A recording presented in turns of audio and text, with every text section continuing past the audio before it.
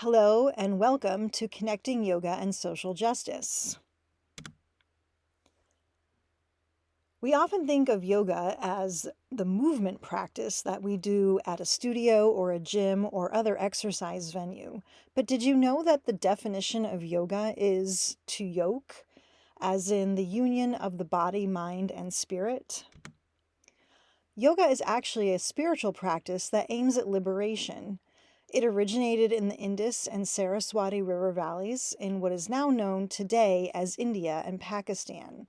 The practice of yoga was codified in South Asia and Africa. The Sanskrit language is the ancient language that is associated with yoga and is still a living, used language today. My friend Rachel L. once said that to practice yoga is to rebel. And the reason why she said that is that many social justice leaders in the past and the present practice yoga specifically to support their social justice work. Two examples are Rosa Parks and Angela Davis. They are just two examples among many. In fact, in an article by Push Black US, they stated that Rosa Parks was known to answer the door in yoga pants, and I believe that happened long before there were actual yoga pants, before they were a fashion thing. She was also a yoga teacher, and she taught and practiced yoga well into her senior years. Angela Davis was a professor and civil rights activist. She turned to yoga to maintain her mental health while she was in solitary confinement. She was eventually acquitted, and she also used yoga to prepare herself to be more energetic and effective in the liberation struggle. I picked the two of them because they are very prominent civil rights activists, and also pushblack.us wrote an article about both of them, so that makes it a really easy reference to go look that up. Further in the past, yoga and Ayurveda were outlawed during the British occupation of India. We are able to practice yoga today because of the people who kept practicing in civil disobedience and used their yoga practice as part of overthrowing the British. So really, to practice yoga is to rebel. And we can use yoga today as a vehicle for social change. Yoga is also an 8-limb practice.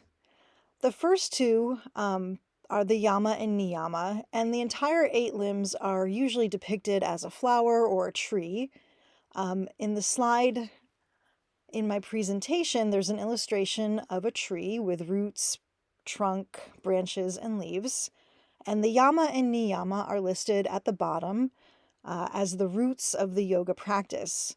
Yama and niyama are ethical observances and practices. They're not commandments. So you can always pick up again where you left off with practicing the yama and niyama.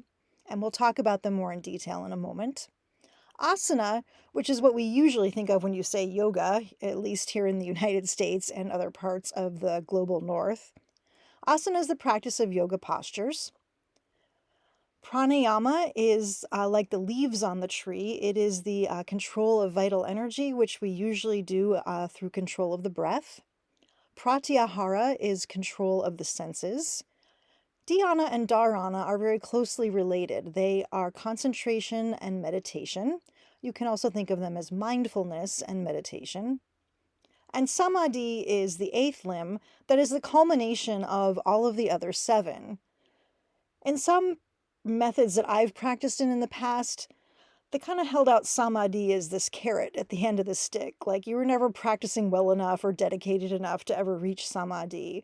But in my recent practice and with teachers that I've studied with more recently, we've discovered that samadhi is something that you can practice. You can practice your joy, you can practice your bliss. It's not a carrot at the end of the stick. And even if you reach samadhi, you still have to keep practicing everything else. So all 8 limbs all feed into each other and interconnect. In particular, the base or the roots of the tree are the yama and niyama, ethical observances and personal observances, and how they relate to creating social change. Most people have heard of ahimsa or nonviolence, and in terms of creating social change, ahimsa is more than just not being violent yourself. It's also a presence of care, of self-care and care for others, care for the community, care for our planet. And also, ahimsa also has a duty aspect to it, so that if harm is being done, you should speak out about it. And that's how ahimsa really relates to creating social change. Satya is truth, telling the truth. Ashteya, it means non-stealing, but like ahimsa, it's not just a matter of not stealing, it's also having a presence of generosity. Brahmacharya traditionally has meant sexual abstinence. In modern times, we tend to relate to brahmacharya as energy management, whether it's sexual energy or any other type of energy. So brahmacharya, through the Western modern lens, could be seen as time management, energy management, that sort of thing. Aparigraha literally means non-grasping. I was first taught that it means non-hoarding. And it also has a component of taking only what you need and making sure that everybody gets what they need. The niyama are personal observances. It's sort of what you do when no one else is around. Saucha is a practice of cleanliness of body, mind, and spirit. Santosha is contentment. And contentment with what you've already got is great. However, it does not mean that you have to put up with unacceptable circumstances. So like with ahimsa, santosha also has a component of if there is harm being done, you can and should speak up about it. Tapas is the burning zeal, the desire to reach your goals. There are traditional tapas practices that are very grueling and very tiring. Today, we mostly think of tapas as fire, and most of the practices related to tapas are related to fire or heat energy.